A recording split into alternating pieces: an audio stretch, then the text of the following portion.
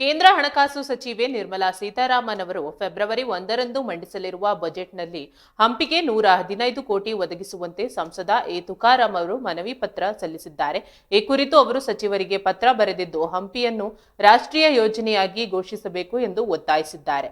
December 3ನೇ ವಾರದಲ್ಲಿ ಕೇಂದ್ರ ಸಚಿವೆ ನಿರ್ಮಲಾ ಸೀತಾರಾಮನ್ ಅವರು ಹಂಪಿಯಲ್ಲಿ 2 ದಿನಗಳ ಕಾಲ ವಾಸ್ತವ್ಯ ಹೂಡಿದ್ದರು. ಈ ವೇಳೆ ಬಜೆಟ್ ತಯಾರಿಗೆ ಸಂಬಂಧಿಸಿದಂತೆ ಚರ್ಚೆ ನಡೆಸಿದ್ದರು.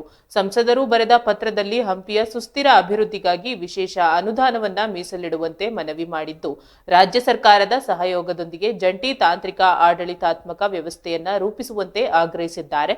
ದೇಶದ ಅತಿದೊಡ್ಡ ಪುರಾತತ್ವ ಸ್ಥಳಗಳಲ್ಲಿ ಒಂದಾಗಿರುವ ಹಂಪಿಯಲ್ಲಿ ಕೈಗೆತ್ತಿಕೊಂಡಿರುವ ಅಭಿವೃದ್ಧಿ ಯೋಜನೆಗಳು ಇನ್ನೂ ಪೂರ್ಣಗೊಂಡಿಲ್ಲ ಎಂದು ಸಂಸದರು ತಮ್ಮ ಪತ್ರದಲ್ಲಿ ಉಲ್ಲೇಖಿಸಿದ್ದಾರೆ. ಈ ಹಿನ್ನೆಲೆಯಲ್ಲಿ ಈ ಯೋಜನೆಗಳನ್ನು ಪೂರ್ಣಗೊಳಿಸಲು ಮತ್ತು ಹಂಪಿಯ ಸಮಗ್ರ ಅಭಿವೃದ್ಧಿಗೆ ಒತ್ತು ನೀಡುವಂತೆ ಅವರು ಮನವಿ ಮಾಡಿದ್ದಾರೆ. ಸಂಸದರು ಹಂಪಿಯ ಪ್ರಾಮುಖ್ಯತೆಯನ್ನ ಗಮನದಲ್ಲಿಟ್ಟುಕೊಂಡು ಬಜೆಟ್ನಲ್ಲಿ ವಿಶೇಷ ಅನುದಾನ ಮೀಸಲಿಡಬೇಕೆಂದು ಒತ್ತಾಯಿಸಿದ್ದಾರೆ. ಇದು ಹಂಪಿಯ ಮೂಲ ಸೌಕರ್ಯ ಅಭಿವೃದ್ಧಿ, ಸ್ಮಾರಕಗಳ ಸಂರಕ್ಷಣೆ ಮತ್ತು ಪ್ರವಾಸೋದ್ಯಮವನ್ನು ಉತ್ತೇಜಿಸಲು ಸಹಕಾರಿಯಾಗಲಿದೆ ಎಂದು ವಿಶ್ವಾಸ ವ್ಯಕ್ತಪಡಿಸಿದ್ದಾರೆ. ಈ ನಿಟ್ಟಿನಲ್ಲಿ ಕೇಂದ್ರ ಸರ್ಕಾರ ಸೂಕ್ತ ಕ್ರಮ ಕೈಗೊಳ್ಳುವಂತೆ ಅವರು ಆಶಿಸಿದ್ದಾರೆ. ಅದರಲ್ಲಿ ಕಂಪ್ಲೀಟ್ ಆಗಿ ಈಗ ಇವತ್ತು ಗ್ರಾಮ ಪಂಚಾಯತ್ ಕಟ್ಟಡಕ್ಕೆ ಇವತ್ತು ಶಂಕುಸ್ಥಾಪನೆಗೆ ನಾನು ಬಂದಿದ್ದೀನಿ. 3 ಅಥವಾ 4ಕ್ಕೆ ಮೀಟಿಂಗ್ ಕರೆದಿದ್ದೀನಿ. ಎಲ್ಲರೂ ಕೂಡ ಕಲೆಕ್ಟರ್ ಡಿಪಾರ್ಟ್ಮೆಂಟ್ ಅವರು ಬರ್ತಾ ಇದ್ದಾರೆ, DC ಬರ್ತಾ ಇದ್ದಾರೆ, CO ಎಲ್ಲರೂ ಕೂಡ ಕರೆದಿದ್ದೀನಿ. ಗ್ರಾಮ ಪಂಚಾಯತಿ ಅಧ್ಯಕ್ಷರನ್ನೆಲ್ಲ ಕರೆದು ಒಂದು ಮಾಸ್ಟರ್ ಪ್ಲಾನ್ ಮಾಡ್ತಾ ಇದ್ವಿ ಕಂಪ್ಲೀಟ್ ಆಗಿ.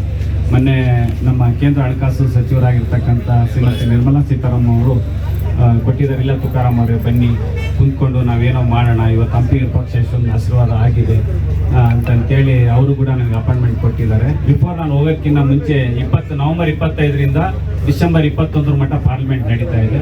ಅದರಲ್ಲಿ ಕಂಪ್ಲೀಟ್ ಆಗಿ ನಾನು ಒಂದು ಮಾಸ್ಟರ್ ಪ್ಲಾನ್ನ ನಾನು ಪ್ರೆಸೆಂಟ್ ಮಾಡ್ತೀನಿ. ಫೇಸ್ 1, ಫೇಸ್ 2, ಫೇಸ್ 3ನಲ್ಲಿ ಒಟ್ಟ ನಮಗೆ ಒಂದು 4 ವರ್ಷದ ಅವಕಾಶ ಇರೋದ್ರಿಂದ ಒಂದೊಂದು ವರ್ಷಕ್ಕೆ ಏನೇನು ತಗೋಬೇಕು ಪ್ರಯಾರಿಟಿವನ್ನು, ಬರ್ನಿಂಗ್ ಇಶ್ಯೂಸ್ ಈಗೇನು ಕೆಲವೊಂದೆಲ್ಲ ಬಂದಿದಾವಲ್ಲ, ಕೆಲವೊಂದು ಬೇಸಿಕ್ ಇಮಿಡಿಯೇಟ್ ಇನ್ಫ್ರಾಸ್ಟ್ರಕ್ಚರ್, ರೋಡ್ಸು, ಡ್ರೈನೇಜಸ್ಸು ಅಂಥವು, ಟಾಯ್ಲೆಟ್ ಫೆಸಿಲಿಟಿ, ಇಂಥ ಬೇಸಿಕ್ ನೀಡ್ಸ್ ಏನಿದೆಯಲ್ಲ ಅದನ್ನ ತಗೊಂಡಂಥದ್ದು ಪ್ರಯಾರಿಟಿ 1 ಆಗ್ತಾ ಅಂತ ಇದ್ದೀನಿ. ಆಮೇಲೆ ಟೂರಿಸ್ಟ್ನ ಅಟ್ರಾಕ್ಟ್ ಮಾಡ್ತಕ್ಕಂಥದ್ದು ಕೂಡ ಆಮೇಲೆ ಪ್ರಯಾರಿಟಿ 2 ತಗೊತಾ ಇದ್ದೀನಿ. ಅದರ್ ಬೇಸಿಕ್ ಇನ್ಫ್ರಾಸ್ಟ್ರಕ್ಚರ್ಸ್ ಅದೆಲ್ಲ ಟೋಟಲ್ ರಿನೋವೇಷನ್ನು ಅದನ್ನೆಲ್ಲ ಡೆವಲಪ್ಮೆಂಟ್ಸ್ದು ಅದರದೆಲ್ಲ ಫೇಸ್ 3ನಲ್ಲಿ ಆ ಥರ ಪ್ಲ್ಯಾನ್ ಮಾಡಿಕೊಂಡು ಇಲ್ಲೇ ಹಂಪಿನಲ್ಲಿ 3 ಅಥವಾ 4ಕ್ಕೆ ನಾವೆಲ್ಲ ಬರ್ತಾ ಇದ್ದೀವಿ. ತಗೊಂಡು ಖಂಡಿತವಾಗ್ಲೂ ಮಾಡ್ತೇನೆ.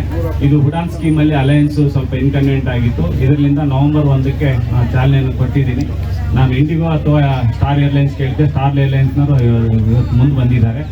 ತಗೊಂಡು ಅದನ್ನೀಗ ಬೆಂಗಳೂರಿಗೆ ಮುಂಜಾನೆ ಅಲ್ಲಿಂದ 7:50ಕ್ಕೆ ಅಲ್ಲಿಂದ ಟೇಕ್ ಆಫ್ ಆಗುತ್ತೆ. ಇಲ್ಲಿಂದ 9:10ಕ್ಕೆ ಇಲ್ಲಿಂದ ಟೇಕ್ ಆಫ್ ಆಗುತ್ತೆ, ಇಲ್ಲಿಂದ ವಿದ್ಯಾನಗರದಿಂದ. ಈ ರೀತಿಯಾಗಿ ಫಸ್ಟ್ ಬೆಂಗಳೂರಿಗೆ, ಆಮೇಲೆ ಹೈದ್ರಾಬಾದ್ ಕನೆಕ್ಟ್ ಮಾಡ್ತಾ ಇದ್ದೀವಿ.